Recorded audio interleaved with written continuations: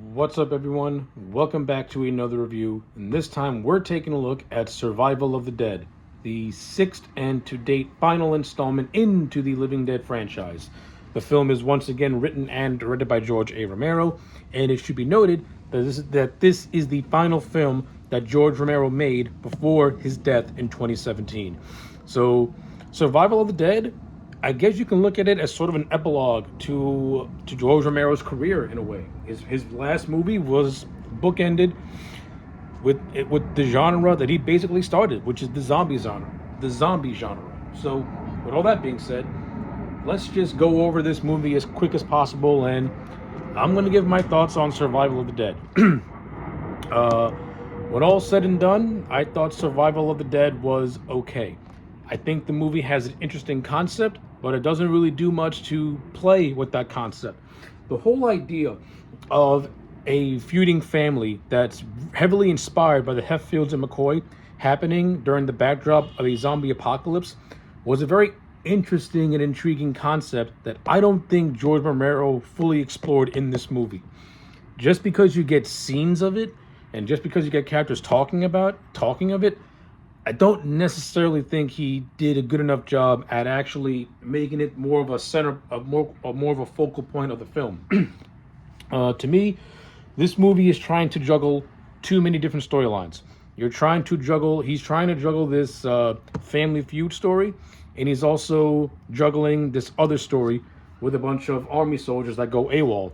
It should be noted that this movie is basically a sequel to Diary of the Dead, since it follows the character of Nicotine Crockett, who was one of the soldiers who held up the kids, whose unit held up the kids in Diary of the Dead. So a character who made like a 2-second cameo in the last movie is now the focal point of this movie, where he gets character expansion.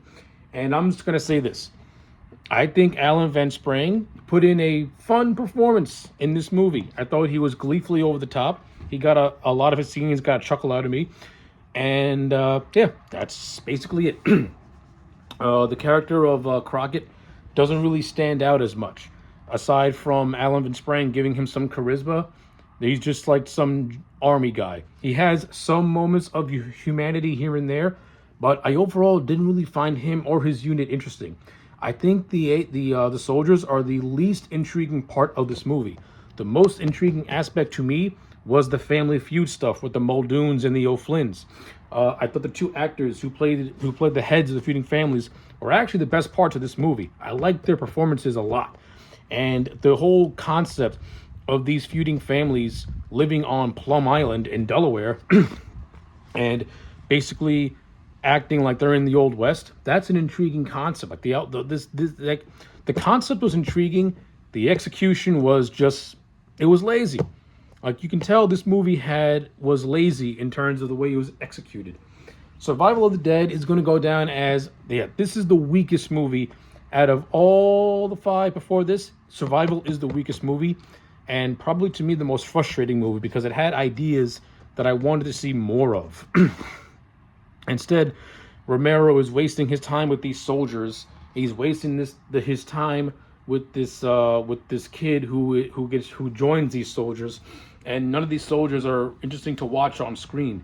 Meanwhile, the good stuff is the feuding families. You got the O'Flynns, who, they want to, once their loved ones turn, they want to get rid of them because they know they ain't coming back. But at the same time, you got the Muldoons, who are holding on to that hope that maybe they can come back, and maybe they can attack other things that are not humans. So you got that conflict of interest that could have been so good if the army stuff was washed away and this storyline was more expanded upon and could have given more depth, because you could have had some scenes of O'Flynn maybe agreeing with Muldoon or seeing a point to Muldoon's reasoning. But we only get glimpses of that, but no real expansion. Like, for example, the opening scene of this movie deals with the Muldoons and deals with the O'Flynns, with one of the characters being forced to kill his family because they turned into the undead, and O'Flynn basically making the choice for one of these characters. But Muldoon stepping in, basically saying, no, it's not going to happen because, you know, there's a chance that could be reversed. And it's this scene is what causes Muldoon to exile O'Flynn from Plum Island. And eventually, as the scenes progress with the stuff with the soldiers, which is okay, they have a little scuffle with a bunch of rednecks in the woods and whatever.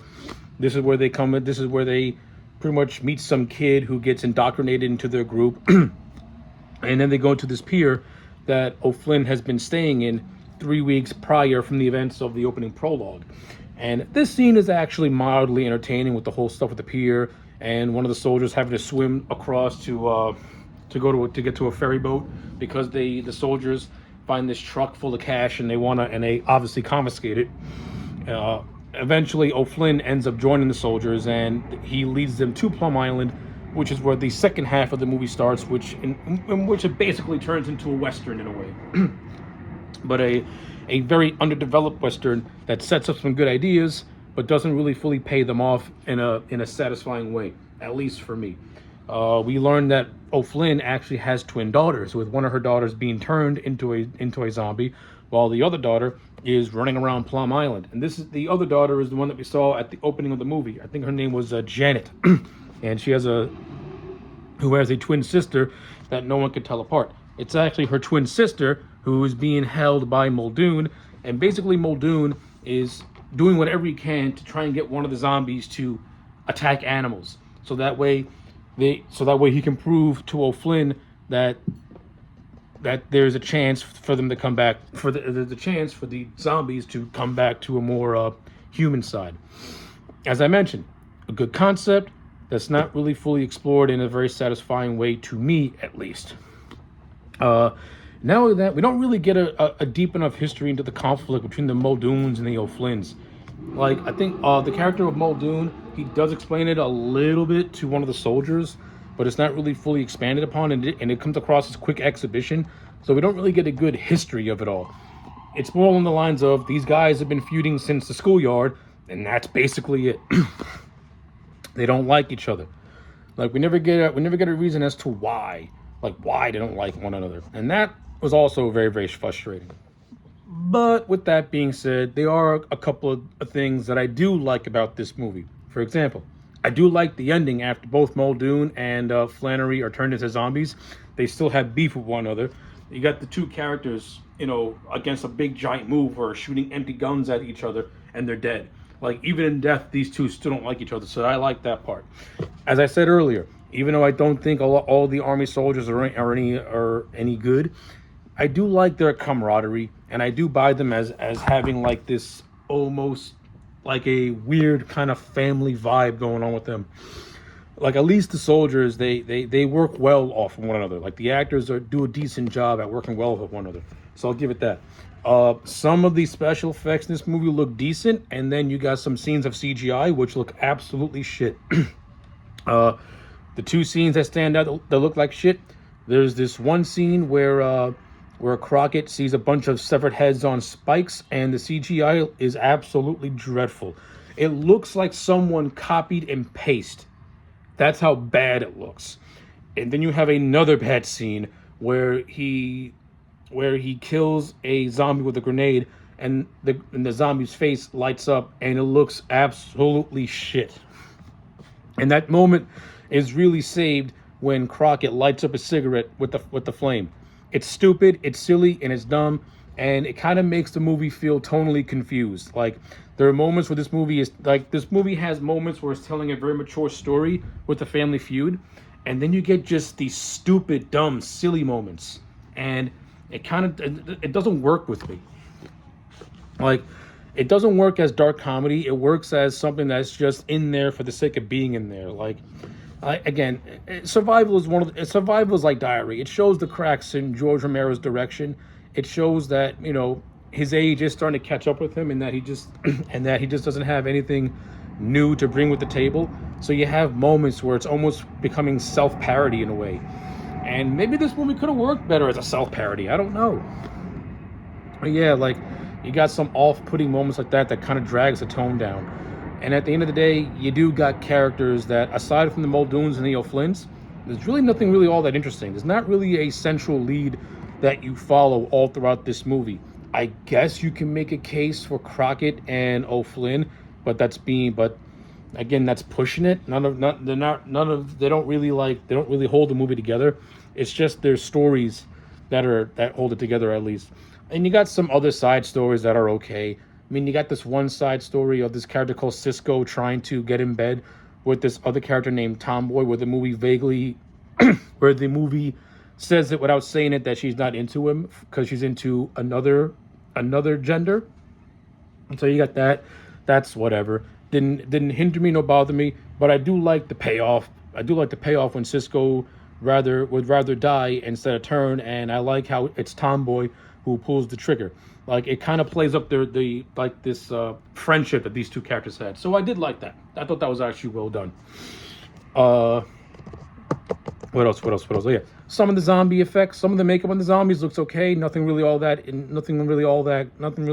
stand out. The gore, when you see it, the gore looks good. It looks fine for what it is. It doesn't have that same oomph as the first three movies or even Land of the Dead, but it's fine. Like, you get what you get. And I think that's really all I got to say about Survival of the Dead. I dragged this review on longer than I wanted to. At the end of the day, I'm going to give Survival a 4 out of 10. It's the weakest out of all these movies. I wouldn't call it one of the worst things I've ever seen, but it's definitely one of the more disappointing things I've ever seen. And it's a lackluster send-off to a career that has a sprawling body of work. So, yeah. Those are my thoughts on Survival of the Dead. Let me know yours in the comment sections down below. Like the video and subscribe, and I'll check you back next time for more.